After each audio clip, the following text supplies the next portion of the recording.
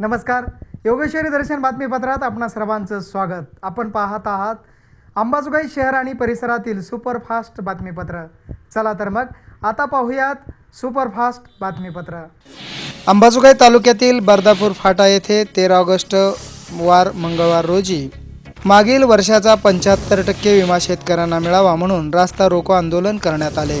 तर ज्या शेतकऱ्यांना मागील वर्षाचा 75% विमा मिळाला नाही अशा शेतकऱ्यांनी यात सहभागी झाले होते. बीड जिल्ह्यातला आणि अंबाजोगाई तालुक्याचा विमा ताबडतोब देण्यासाठी आपण प्रयत्न करावा एवढी विनंती करतो. येणाऱ्या भविष्यात शेतकऱ्याचं सरकार येणार आहे, याच्यासाठी आल्याबद्दल करावं लागेल. ह्यांना यांचंच कळलं नाही. याच्यासाठी आपण सर्वजण एकजुटीनं विम्यासाठी असं कुठल्याही कामासाठी आपल्याला झगडावं लागेल. याच्यासाठी आल्याबद्दल सर्व अंबाजोगाई तालुक्यातील पीक विमाधारक शेतकऱ्यांना 2020 व 2023चा पीक विम्याचा परतावा करताना पीक विमा कंपनीने मनमानी कारभार केला असून तालुक्यातील केवळ नगण्य शेतकऱ्यांच्या खात्यावर तुटपुंजा रकमा जमा केल्याचे पाहावयात आहे. तसेच उर्वरित पीक विमाधारक शेतकऱ्यांना अद्याप दमडीही देण्यात आली नाही.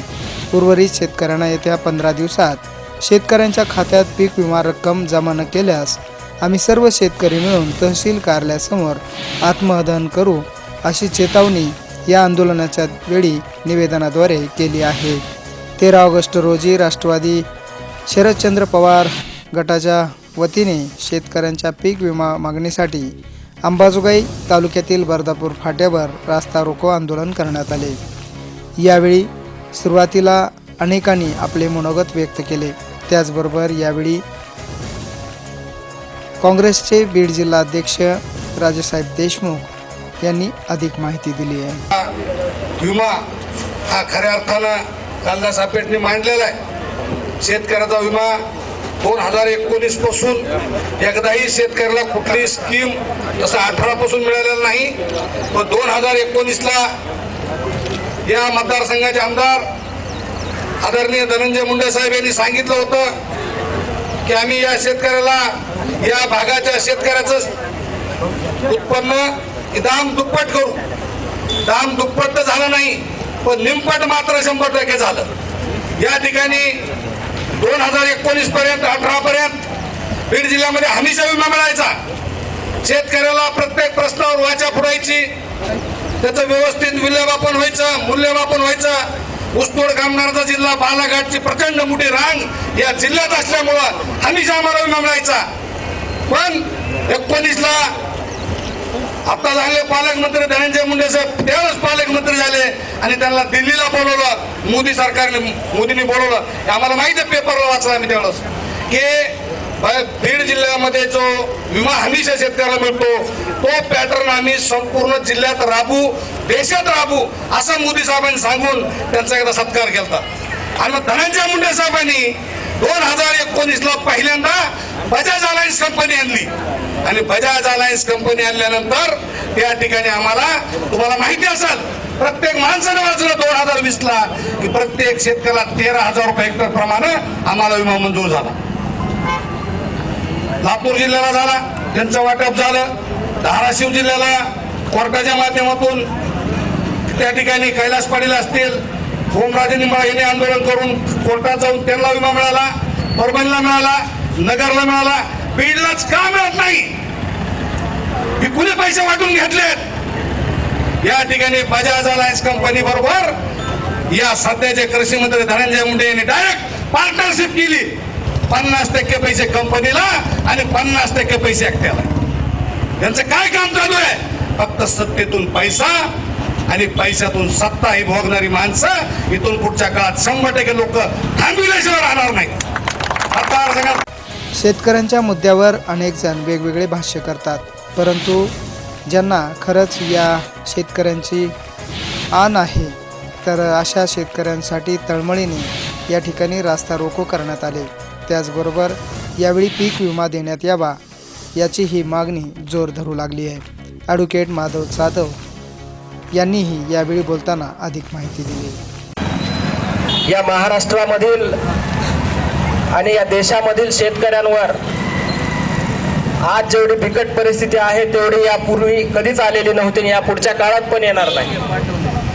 कारण आता जसं सांगितलं, माय खाऊ घालीना बाप भीक मागू देईना, अशा प्रकारची परिस्थिती माझ्या या शेतकरी बांधवांची झालेली आहे. या देशामध्ये सर्वात जास्त शेतकरी आत्महत्या या महाराष्ट्रामध्ये होतात आणि त्यातल्या त्या बीड जिल्ह्यामध्ये होतात.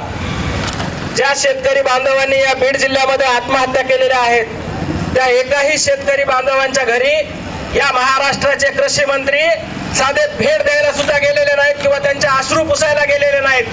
अशा प्रकारचा कृषी मंत्री या महाराष्ट्राला लाभलेला आहे. लाज वाटली पाहिजे या कृषी मंत्र्यांना. नाही ते उद्योग करता. 2020चा पीक विम्याचा महाघोटाळा, अरे तुमच्या दम आहे तर ईडीने चौकशी करावी या महाघोटाळ्याची.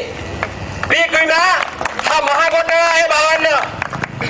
2020चा आहे, त्याच्यानंतर आतापर्यंत आहे आणि या वर्षीचा सुद्धा अग्रिम विम्याचा जो महाघोटाळा आहे याला कारणीभूत या महाराष्ट्राचे कृषी मंत्री आहेत. यांनी आपल्या पदाचा राजीनामा द्यावा अशी माझी जाहीर विनंती आहे त्यांना. जोपर्यंत माझ्या शेतकरी बांधवांच्या डोळ्यातले अश्रू पुसत नाहीत आणि जोपर्यंत माझ्या शेतकरी बांधवांच्या खात्यामध्ये त्याच्या हक्काचा, त्याच्या घामाचा, त्याच्या कष्टाचा पीक विम्याचे पैसे पडत नाहीत तोपर्यंत त्या खुर्चीवर राहण्याचा अधिकार तुम्हाला नाही आहे. विमा कंपनीने तात्काळ शेतकऱ्यांना विम्याचे वाटप न केल्यास कृषी मंत्री धनंजय मुंडे यांना परळी मतदारसंघात फिरू न देण्याचा इशारा रास्ता रोको आंदोलनात सहभागी झालेल्या शेतकऱ्यांबरोबरच लोकप्रतिनिधींनी दिला आहे. यावेळी सुधामिती गुट्टे यांनीही अधिक माहिती दिली. ते कृषी मंत्री त्यांना नावच शोभत नाहीये. कारण का तर त्यांनी जातीच्या नावाखाली राजकारण करून शिनी आजपासून मतं कमवलीत आणि कृषी मंत्री आज कुठले त्यांचे महायुतीची सत्ता ह्याच्यामध्ये जे शेतकऱ्यांचं राग झाले. आज सोयाबीनला भाव नाहीये, आज वीज नाहीये. आज ज्याच्या शेतामध्ये थोडं पाणी तर त्यांना फक्त 8 तासाची वीज भेटती. हे सरकारचं ध्येय आणि धोरण आहे. ह्याला कुठं तरी रोखलं पाहिजे आणि हे जर नाही रोखलं तर शेतकऱ्यांचं निश्चित वाटलं झालेलं आहे. आज तुम्ही सांगा ह्यांचा विकास जे आहे ते फक्त कागदपत्रावर विकास आहे आणि मोठेपणानं बोलतात की आम्ही विकास केला, आम्ही विकास केला. आता प्रत्येक जण तेच बोलायलेत. ह्यांनी कशाचा विकास केला ते सांगावं. आज परळीच्या नगरपालिकेला 3 वर्षामध्ये कमीत कमी 10 कोटी रुपये आले असतील तर त्या 10 कोटीचा हिसाब सुद्धा त्यांनी आणखी दिलेला नाहीये. आज त्याच्यामध्ये आज बीड जिल्ह्यामध्ये आज प्रत्येक गावागावांनी रस्ते नाही आहेत. आज गावागावांनी फक्त भांडणं, रस्त्याऐवजी भांडणं खूप आहेत बघा. यावेळी शेतकऱ्यांबरोबर कालिदास आपेट उपस्थित सर्व शेतकऱ्यांचे अमोल चव्हाण यांनी आभार मानले. यावेळी अमर देशमुख यांच्यासह अमर मोरे, ईश्वर शिंदे, हनुमंत मोरे, ज्ञानेश्वर मोरे, गजू पटेल, राजू भाऊ शिंदे, उद्धव गाडेकर व हनुमान गरड असे अनेक स्थानिक शेतकऱ्यांनी यात सहभाग नोंदवला होता. योगेश्वरी दर्शन बातम्यासाठी नागेश अवताडे, अंबाजोगाई.